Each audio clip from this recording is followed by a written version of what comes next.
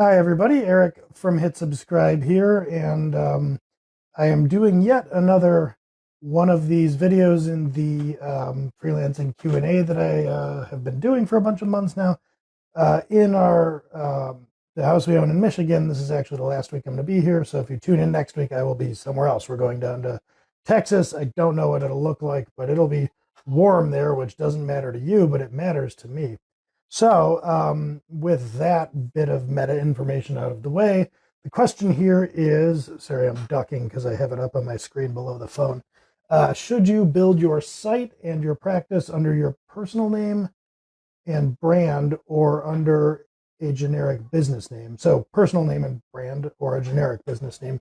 So I'm guessing by like personal name and brand, I don't have the broader context in which this was asked, but personal name and brand probably being sort of interchangeable. Like, I think the question here is, if I were starting a new business, would I do it as ericdietrich.com?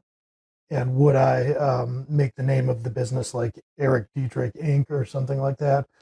Or would I create a name the way that I historically did with the business Dead Tech that I owned before I let it dissolve, and a business like Hit Subscribe that my wife and I founded? Uh, so you probably can make some inferences as to what my answer would be there, given what I've done historically. Although, maybe I'd come back and say, don't do as I did. Not the case here. I honestly cannot think of a good reason to start a business under your personal name and your personal brand. Um, and I'll kind of go into why I think that is. Now, bear in mind the audience that I'm addressing here is freelancers, service providers, business owners, etc. This might not cover something like if you were to try to start a business as an influencer. It's a little bit harder for me to speak to that. I still wouldn't incorporate under your own name if you're going to be an influencer. But if you're doing something like being an influencer or trying to build a business a la Gary Vee and make your personal image the brand, that's a decision. I probably still wouldn't do it even in those cases, but it's kind of a play that you might make. And I doubt that the average freelancer who is looking to do like freelance web design or freelance programming is trying to make a Gary Vee style play. So, why wouldn't I do this? Well, number one, think about maybe backfilling yourself eventually in something that you're doing as a business. So, like, let's say that you build a business, freelance practice, you're getting clients, and then it starts to grow. You start to take on subcontractors. Maybe you start to hire an administrative assistant or somebody to help you with operations, etc.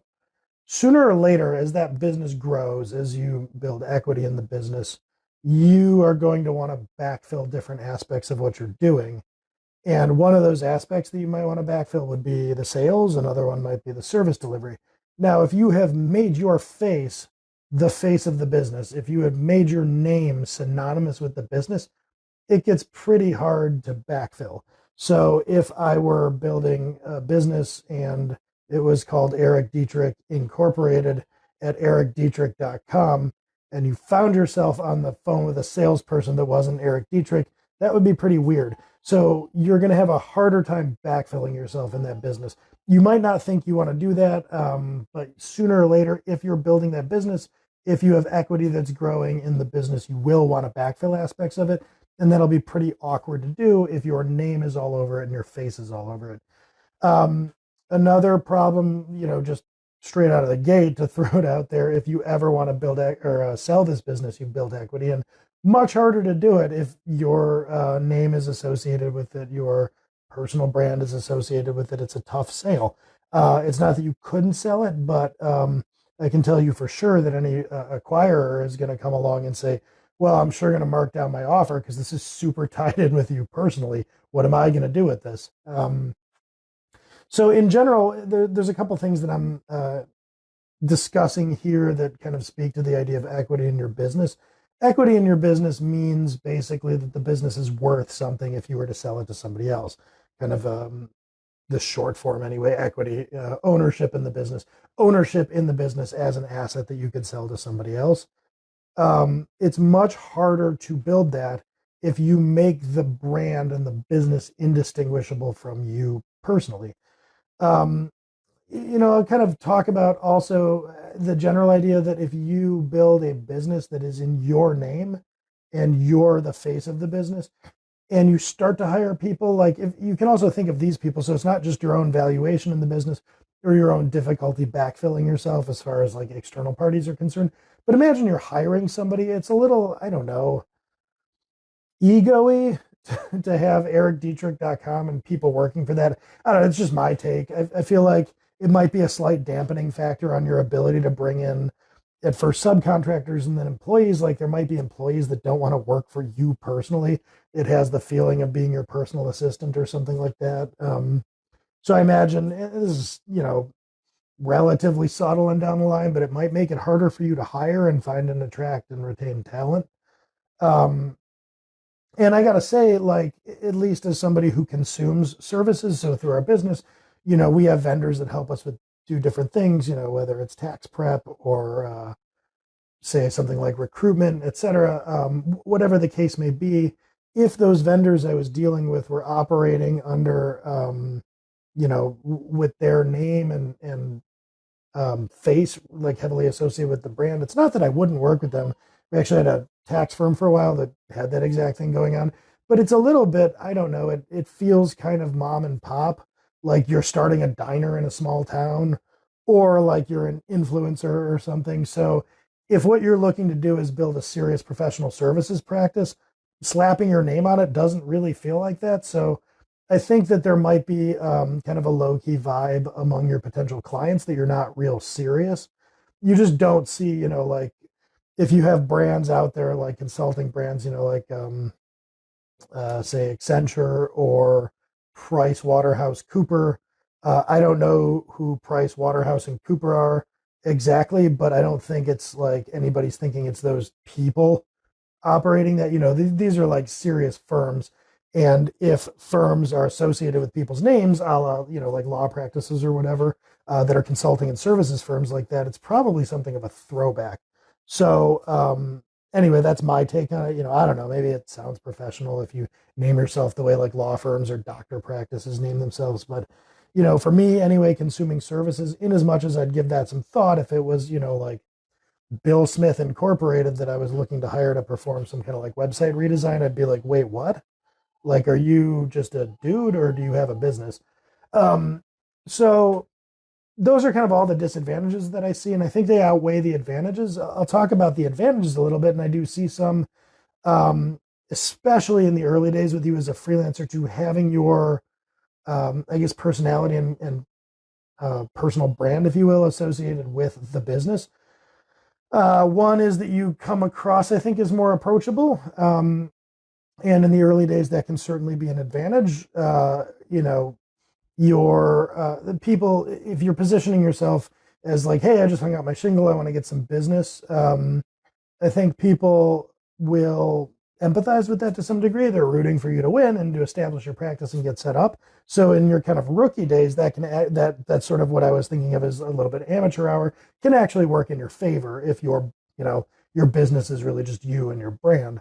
Um, I guess like I'll throw in there too, if you are an influencer and you're trying to transition that into some kind of actual equity business, the way a guy like Gary Vee did, like if you have built tens of thousands or hundreds of thousands of followers across various channels, there's an advantage to using your name as the brand simply to help with, marketing and getting the word out, like building your pipeline full of leads. If you already have a pretty significant following, you could leverage that as an asset, and that would work to your advantage.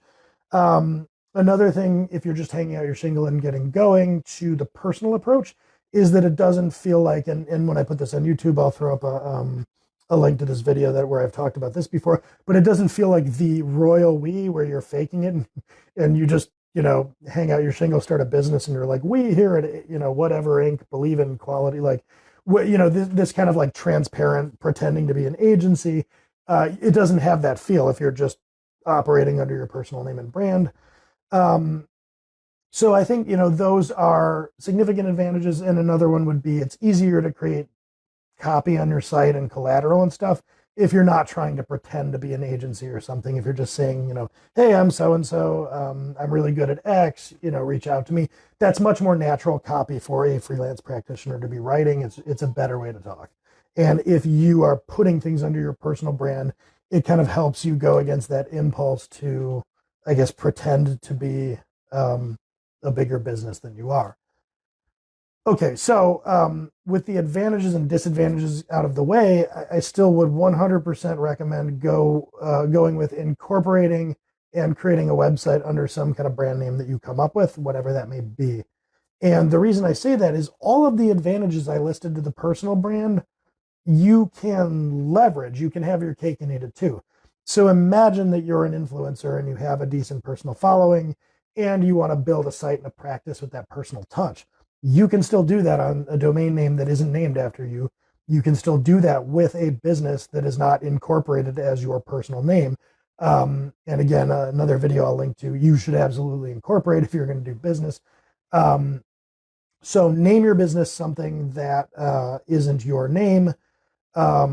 You can name your website something that isn't your name. Again, if you don't do this in the beginning, these are mistakes, if you will, or things that are easy to course correct from later, or easy, maybe not, but like not impossible to course correct from, but much better to do it in the beginning. Give yourself kind of a less named after yourself vibe.